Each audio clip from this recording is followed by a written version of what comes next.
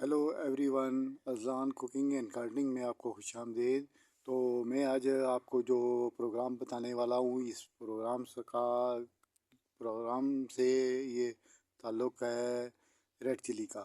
तो ये red chilli जो है ये मेरे पास इस बड़े एक कंटेनर में लगी हुई है। इस कंटेनर का साइज़ तकरीबन 4 से 5 फुट लंबा है और 1.5 फुट चौड़ा है और तकरीबन 1.5 फुट इसकी डीप भी है।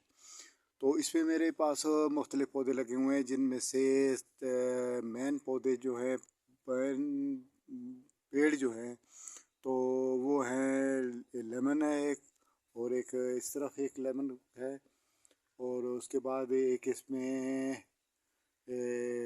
मकई का पौधा लगा हुआ है। उसके अलावा इसमें ओकरा या भिंडी है। तो ये जो है, उसके अलावा यहाँ पर मैं आपको सॉरी मैं एक और बात आपको बताना भूल गया है। तो इसमें ये जो आपको बड़े 3 बड़े बड़े डंडे जैसे नज़र आ रहे होंगे, तो ये मेरे पास सनफ्लावर था, लेकिन वो सनफ्लावर के फूल बहुत बड़े बड़े फूल होते हैं और उनका शेड बहुत बन गया था बल्कि। तो मैंने उनको इस वजह से फूल उसमें में 1-2 बार उन्होंने लिए, उसके बाद फिर मैंने उनको काट दिया। जड़ से इसलिए नहीं निकाला है कि नीचे छोटे छोटे पौधे थे तो वो भी डैमेज हो सकते थे, जिस वजह से मैंने उनको नहीं निकाला। तो मैं आज जो बात करने वाले हैं, हमारी जो बात आज होने वाली है वो है ग्रीन चिली की। ग्रीन चिली में आप देखें तो ये ग्रीन चिली जो है ये, क्योंकि यहाँ पर बहुत अपने आप को इजी फील कर रही थी, तो इसलिए फिर ये पौधा जो है अपने आप को यहाँ पर बहुत अच्छा महसूस कर रहा था, तो इसलिए इसने अच्छी ग्रोथ की है। इसकी आप स्टेम देखें तो स्टेम भी इसकी काफ़ी अच्छी स्टेम है। उसके अलावा इसकी जो ब्रांचेस हैं, ब्रांचेस भी आप देख सकते हैं कि ये लंबी लंबी ब्रांचेस हैं, और ब्रांचेस लंबी भी हैं, और उसके अलावा पत्ते भी इसके ज़्यादा चौड़े हो गए हैं। और कलर तो चलो इसका ठीक है, कलर इसका रेड ग्रीन या अच्छा है, तो वो ठीक है, वो कोई मसला नहीं है। लेकिन इसकी बुनियादी वजह ये है कि आप देख सकते हैं तो ये अच्छी फल फूल रही है, और लेकिन इसके साथ अभी तक ना कोई फ्लावरिंग आई है, ना कोई बर्ड फ्लावरिंग है, और ना कोई बर्ड फ्लावरिंग या फ्लावरिंग होगी तो तभी इसमें कोई फ्रूटिंग भी हो सकेगी।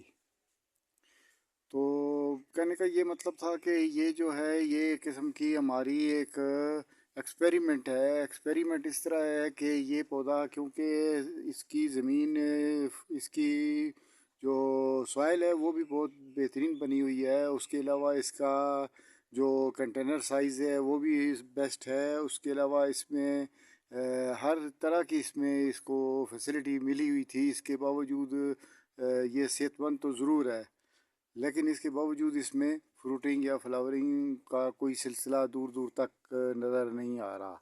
तो इसकी मैं यही एक्सपेरिमेंट है और यही मैं आपको बताना चाहता हूँ कि क्यों नहीं आ रहा। तो इस बात को आप समझें और आप भी इस बात पर तवज्जो दें और अपने गार्डन में इस चीज़ ऐसी हालात पैदा ना होने दें। तो जनाब, आप हम इसकी वजह ढूंढते हैं कि इसकी वजह क्या है कि इसके साथ ना कोई फ्लावरिंग हो रही है, ना कोई फ्रूटिंग है, ना कोई बर्ड फ्लावरिंग है, कुछ भी नहीं है। और इसकी स्टेम भी ठीक है, और इसकी जो ब्रांचेस हैं वो काफ़ी लंबी लंबी, और इसके पत्ते काफ़ी चौड़े चौड़े और बहुत खूबसूरत हैं। तो बाकी ग्रीन चिली के मुकाबले में इस ग्रीन चिली के हर लिहाज से ये बहुत खूबसूरत है, और हर लिहाज से लश ग्रीन भी है, और ये बहुत अच्छा पौधा है। लेकिन वजह इसकी जो है, वो वजह जो मुझे पता चली है वो ये है कि इसके ऊपर जो सेमी शेडी एरिया मैंने बना रखा था वो डबल है। तो डबल होने की वजह से इस पर असरअंदाज हो रहा है, और ये इसलिए यहाँ इस डबल शेडी एरिया से ये निकलने के लिए ये भागने की कोशिश कर रही है। अगर इंसान अगर भागे तो उसके साथ 2 टांगें हैं, लेकिन ये इसका भागने का यही तरीका है कि ये फिर लंबे लंबे पत्ते, चौड़े चौड़े पत्ते और लंबी लंबी ब्रांचेस वगैरह निकालनी शुरू कर देती है। तो मैं आपको बताता हूँ, तो इसका सेमी शेडी एरिया में इसके ऊपर जो है वो बताता हूँ मैं आपको। ये देखें, तो ये इसका सेमी शेडी एरिया है। तो इसमें ये इस वजह से ये इसके नीचे आपको अपने आप को फंसा हुआ महसूस कर रही थी, जिस वजह से इसने यहाँ से निकलने का इन पौधों के पास यही एक तरीका है कि ये फिर लंबी लंबी ब्रांचेस और चौड़े चौड़े और लंबे लंबे पत्ते निकालना शुरू कर देती है। अब इन हालात से निकालने के लिए, इस ग्रीन चिली को इन हालात से निकालने के लिए अब हमने क्या करना है, ये रहेगी इसी पोजीशन में, और इसको हमने ऊपर से जो इसका सेमी शेडी एरिया बना है उसको सिंगल करेंगे। तो सिंगल करने से फिर क्या होगा कि ये रहेगा इसका यही साइज़। ये साइज़ अभी ये दोबारा कम नहीं कर सकती है, बढ़ा सकती है लेकिन कम नहीं कर सकती है। तो उसमें ऐसा होगा कि ये फिर आस्ते आस्ते तकरीबन एक हफ़्ता स्ट्रेस में रहेगी। स्ट्रेस में इसमें बज़ाहिर कुछ महसूस नहीं होगा और ये इसी तरह रहेगी, लेकिन होगा वो इसका स्ट्रेस। तो स्ट्रेस के बाद फिर ये फ्लावरिंग और फ्रूटिंग की तरफ जाएगी। और साथ में इसका हमने वाटरिंग जो है उसको एक दिन देना है, वाटरिंग करनी है, और एक दिन नहीं करनी है, तो तब जाके ये बेल संभलेगी।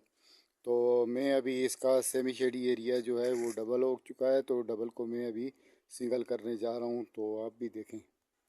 तो ये जब ये एरिया जो है ये देखें, अभी हम मैंने इसके ऊपर से ये ग्रीन नेट इसका मैंने हटा दिया है, और अभी इस पर ये अभी ये सिंगल ये अब शेडी एरिया नहीं रहा है, बल्कि